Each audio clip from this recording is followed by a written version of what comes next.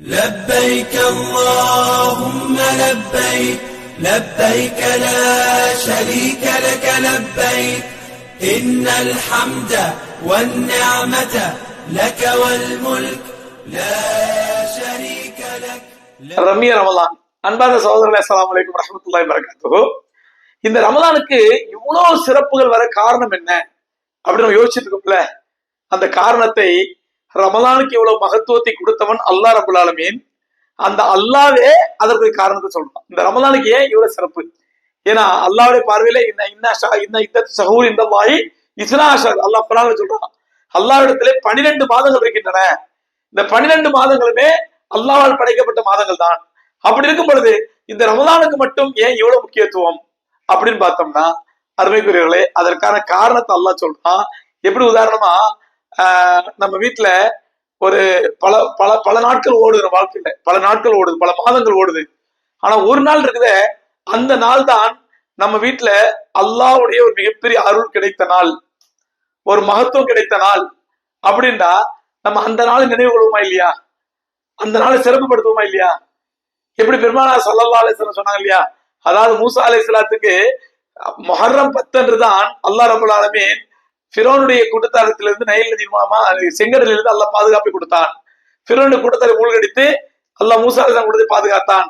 அந்த நாளிலே சிறப்பான நாள் என்பதனால் அந்த நாளில் அல்லாஹ்வுக்கு நன்றி செலுத்துவதற்காக நான் நோன்பு வைக்கிறேன் அப்படின்னு நான் நபி ஸல்லல்லாஹு அலைஹி வஸல்லம். அப்ப இந்த மாதிரி அல்லாஹ் ரசூல் ஸல்லல்லாஹு அலைஹி வஸல்லம் பின்பற்றி நாம இந்த மாதிரி அல்லாஹ் ரசூல் எதுக்கெல்லாம் சிறப்பு கொடுத்தாங்களோ அந்த சிறப்பை நாமும் கண்ணியப்படுத்திக்கிறோம். இன்னைக்கு நாமும் ஆஷுராக்கு நோன்பு வைக்கிறோம், முஹர்ரம் 10 அன்னைக்கு. என்ன ரசூலுல்லாஹ் சொல்லிட்டாங்க, அன்றைய தினம் தான் மூசா அலைஹிஸ்ஸலாத்து அல்லாஹ் பாதுகாத்தனாலே அல்லாஹ்க்கு நன்றி செலுத்துக்காண்டி நாங்க வந்து நோன்பு வைக்கிறோம் அப்படின்னு ரசூலுல்லாஹ் சொல்லிட்டாங்க.